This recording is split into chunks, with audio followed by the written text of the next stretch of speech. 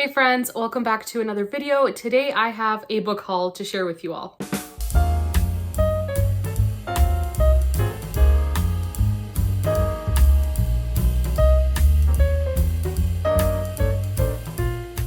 Back in December, I filmed a reading goals video, and if you saw that, you would have heard me talk about the fact that I really want to get my physical TBR down to under 100, which the fact that it's even over 100 is ridiculous, but I don't know how realistic that goal is anymore because I broke my book buying ban. I did say it was kind of a loose book buying ban, and I wanted to give myself some wiggle room to buy a couple books here and there if I needed them for a book club or whatever it may be. And so I said, 1 to 2 books a month, max 3, and lo and behold, we are beyond that number for sure. My goal is still to greatly reduce the ratio of unread to read books. Like with all the books that I own, I'd love to have at least like 80 to 90% of them be read books. And it honestly has more to do with the fact that I get overwhelmed when I have so many books that I haven't read, and then I get books from the library and I just get really overwhelmed because I see all these unread books and I just want to read them, but then I want to read other books. And it's even harder when you have so many different interests and you love so many different genres and you hear of new books coming out that you want to read, but you also love classics, and it just gets a little difficult. And so that's another reason why I want to not be buying so many books, but book buying is also a hobby of mine, and I definitely think it's separate from reading. I even consider it to be a form of therapy, and the last couple of months have been pretty rough for a variety of reasons. And so going to a bookstore and just treating myself to books honestly has helped me tremendously. So I'm trying not to feel guilty, but I also want to continue to be careful with the money that I spend on books. And a few of these I actually bought secondhand, and a few of them were also gifts, and they were Christmas gifts actually. So the books in this video that I'm sharing I received or purchased from around Christmas time up until mid-February. Without further preamble, let's just go through the books that I have in this pile, and I'm not going to split them up in any order or by genre or anything. I'm just gonna pick them off the pile and we'll go from there. So this first book is one that I purchased because it was for a book club, and this is just like a book club outside of BookTube, but I'm so glad that I got it, and I actually already finished it and absolutely loved it. I gave it 5 stars, and that is The Hiding Place by Corrie ten Boom. And this is basically a memoir of Corrie ten Boom and her family, and they were in Holland during World War II. So she grew up in Holland, delves a little bit into her childhood and her family dynamics, and I'm not going to say much else because I will talk about this book and my thoughts in my February wrap-up. But needless to say, this book was incredible, and I'm so glad that I got it. I'm not the biggest nonfiction reader, but this is honestly one of my favorite nonfictions that I've ever read. Out of the few that I've read, this one was incredible. Another little mass market paperback, we have Vinyl Resting Place by Olivia Black, and this is a cozy mystery set in a record shop and cafe all in one. This is the first book in a series, and I'm pretty sure the second book has come out or is coming out this year, but it is a newer cozy mystery series, and as soon as I saw the cover, I needed to have this book. It is so, so cute. I love vinyls and I love coffee shops. I love coffee. Like, just everything about this book just called my name, and I have to read the back summary. There are some puns, and it's just so, so entertaining. So it says, when Junie Jessup and her sisters Tansy and Maggie put all their beans in one basket to open Sip and Spin Records, a record/coffee shop in Cedar River, Texas, they knew there could be some scratches on the track, but no one was expecting to find a body deader than disco in the supply closet. Family is everything to the Jessups, so when their uncle is arrested on suspicion of murder by Junie's heartbreaking ex, the sisters don't skip a beat, putting Sip and Spin up for bail collateral. But their tune changes abruptly when Uncle Calvin disappears, leaving them in a grind. With their uncle's freedom and the future of their small business on the line, it's up to Junie and her sisters to get into the groove and figure out who done it before the killer's trail and the coffee goes cold. Music and mocha seem like a blend that should be knocking on heaven's door, but caught up in a murder investigation with her family and their life savings on the line, Junie wonders if she might be on the highway to hell instead. It just sounds so fun and the perfect cozy mystery, so I'm really, really looking forward to trying this book out. This next book is a childhood favorite. Although I didn't read quite a lot as a kid, this was one of my favorite books, and I can't believe I've never owned a copy of this book. It is tragic, but I have rectified that by getting Charlotte's Web by E.B. White, and this book is just incredible. It is one of the best children's classics that I have ever read. It is one of my favorite books, and I have only read it once as an adult. So I did read it as a child and then once as an adult a couple years ago, and I want to reread it again. This book is one of the few children's stories that actually makes me cry. So this one's very, very special, and I just needed to own a copy of it, and I'm so happy that I now have it. I also got 5 books within a series, but the first 3 I actually got on Kindle because the price was very, very decent to just get them as like a package deal on Kindle versus getting them in paperback. So the series that I'm talking about is the Daisy Dalrymple mystery series. Back in December, I read Mistletoe and Murder in the series, and I think that was book 11 in the series. And I had said that you can read the books, out of order. You don't necessarily have to start from the beginning. And while I do think that's still true, you don't necessarily have to. I really enjoyed the main characters, Daisy and Alec.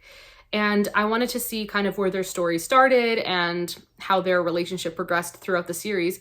And so I got the first 5 books in the series, and I have a few more, but they're much later in the series, unfortunately. So I'm gonna have to kind of fill in the blanks as I read through the books. When you see this video, I've actually already read the first 3 books. I just binged them. I listened to them on audio while driving to and from work, and it was the best. The first book was Death at Wentwater Court, and this one I really, really loved. It was just so fun. And I'm gonna talk about all my feelings and all my thoughts in my February wrap up. So I'm just going to quickly go over the other 2 books. The second one is The Winter Garden Mystery, and then the third one is Requiem for a Mezzo. And like I said, the series is so fun. And then I also got the paperbacks for books 4 and 5. I actually forget which one is book 4 and which one's book 5, but we have Murder on the Flying Scotsman. And then we also have Damsel in Distress, and these covers are so fun. I love all the covers of these books in the series, and I'm just enjoying my time with the main characters so much, and I cannot wait to continue reading the books. Although I think I'm going to pause before I pick these 2 up because I really did binge the first 3, and I need a little bit of a break from all the cozy mystery vibes and all of that. So this is book 4 and 5, and again, such a fun series. Another cozy mystery that I have heard nothing but praise for is Maisie Dobbs, and this is the first book in the Maisie Dobbs series by Jacqueline Winspear. And like I said, I've only heard praise for this book. I've only heard good things about the series. And this is another 1920s series. I forgot to mention that the Daisy Dalrymple series is set in the 1920s in England. And this one seems to have the same setting. So I'm really looking forward to it, and I can't wait to see what all the hype is about. Next up, we have A Fatal Grace by Louise Penny. And this is the second book in the Armand Gamache or Three Pines series. I don't even know what the series is actually called. The main character is Armand Gamache, but I'm pretty sure it's called the Three Pines series. Not sure, I could be totally wrong, but book 2, I read book 1 last year and loved it, and I've owned book 3 for a while, but I just didn't have book 2, so definitely need to read this one before book 3. I've seen the first 2 episodes of the Three Pines show on Prime Video, and I'm not sure if the mystery is exactly the same in the show as it is in the book. If it is, and I already know what happens in the story, but I'm still really excited to read it just because of the characters. The characters are incredible, especially Armand Gamache. He is one of my favorite literary characters I've ever read. One of my favorite police inspectors. He's just such a great person, such a good character. And the town of Three Pines is just a very cozy setting for this series. So I'm really looking forward to reading this book. I'm just so excited to continue on with the series as well. This next book is one that I actually got before Christmas, but I don't think I got a chance to share it in a haul. And that is The Hidden Prince by Tessa Afshar. This is her newest release, and it is biblical historical fiction set around the time of Daniel, and I cannot wait to read this book. This one sounds just perfect, and all of the reviews, especially from people that I trust, seem to all agree that this is one of her best, and I just cannot wait to dive into this book, into this story with these characters. I'm so excited. And like I said, this one is set around the time of Daniel, but it seems like the characters are not actually Bible characters, at least the main characters, which I definitely prefer. I just don't want to know too much going into it, but I cannot wait to read this. Tessa Afshar is an incredible author, and I could not be more excited. I have a couple books here that are gifts from my brother, and I'm just so thankful for them. And this first one, I have wanted this edition for so long, and my brother was a gem, and he got it for me as a gift, and I'm just So grateful. And that is this beautiful edition of Wuthering Heights, which is one of my favorite classics. And I'm so excited. It is so odd, but beautiful. I love this art style. Very, very unsettling, but I just love this so much. I adore this story, as dark and depressing as it gets. I love it so much. And even like the inside flaps have some beautiful illustrations. I'm really looking forward to rereading this book, and I will definitely be rereading it from this edition. Another gift from my brother is The Seaside Corpse by Martha Jocelyn, and this is the 4th book in the Aggie Morton mystery series. It's a middle grade mystery series. It is middle grade, but I would definitely say it's older middle grade just because it can get pretty morbid. But this is such a fun series. I've read the first 2 books, and I plan on reading book 3 for middle grade March, and then this is the 4th book. And this one came out just a few months ago, if I'm not mistaken. I'm not going to read the summary for it. I don't want to know what it's about just because that's how I normally am with mysteries. But the cover is precious. It is so, so cute. And this entire series is basically about a young girl who she has this obsession with solving mysteries, and her name is Aggie Morton. It is kind of like if Agatha Christie were a child. And then she has this little companion friend named Hector Poirot, which is a twist on Hercule Poirot. So, so cute. I love it so much. It's set in England, and it's just such a fun ride. Really fun storylines, and the characters have so much spunk, and there's a lot of humor, and I love the series so, so much. This next book, I'm kind of ashamed to say I bought it because of the cover.